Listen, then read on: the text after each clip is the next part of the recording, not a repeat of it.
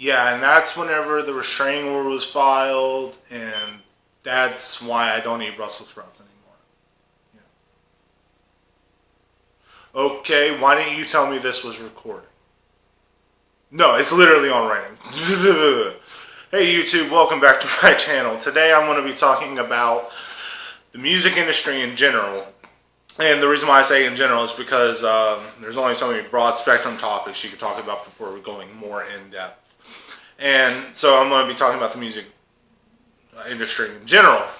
And from that point is, I guess part of me has always said, I needed, as the internet meme has always said, I needed a doctor. I needed a lawyer. I needed a firefighter. I needed a policeman.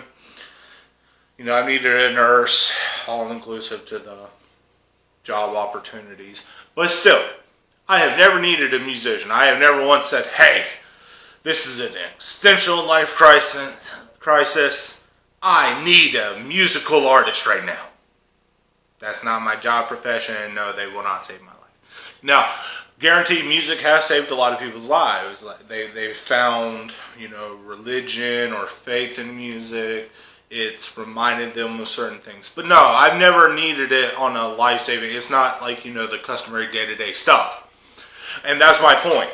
These musicians are starting to become more important to people than what they really should be than as a form of entertainment. And that's going to be the first part of my video. Like, for instance, right now, the biggest issue in the news is this pop star is pretty much holding, the media is hyping it up as holding the NFL hostage over, she wants a donation. Yeah, you're wanting a donation from a charitable organization or you're not going to perform.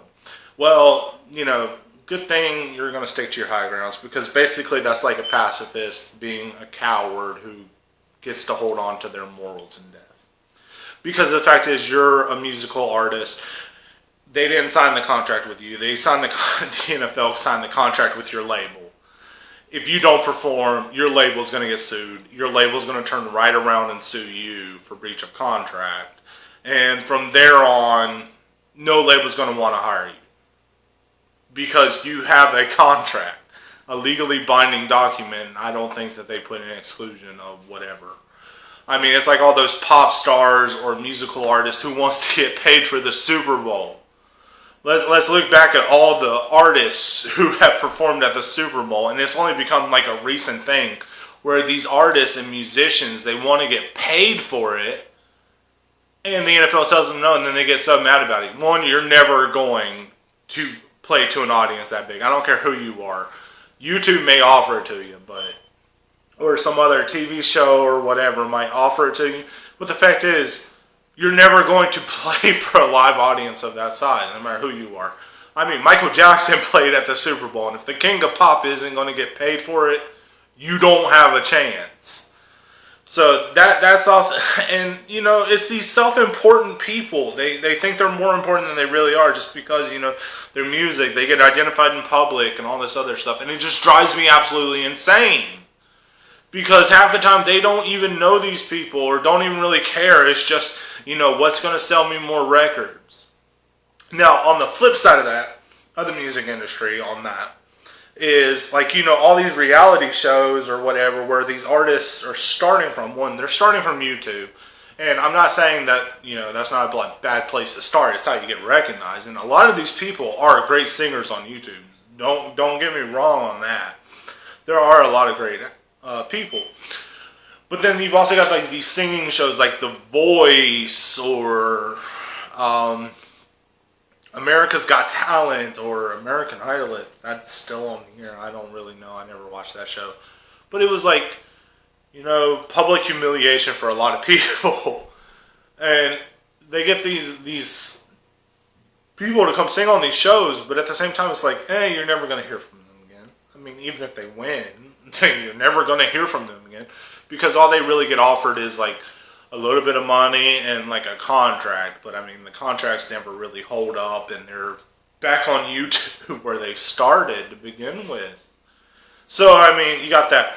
And now, don't get me wrong, I am a fan of all these these, not really all of these singing competitions. My favorite one is the Masked Singer, because that takes recording artists and even just some well-known celebrities. And I mean, I use the term celebrity lightly, because they could be, you know, musicians, they could be recording artists, they could be athletes, they could be actors, they could be the children of actors or actresses, and from all over the spectrum.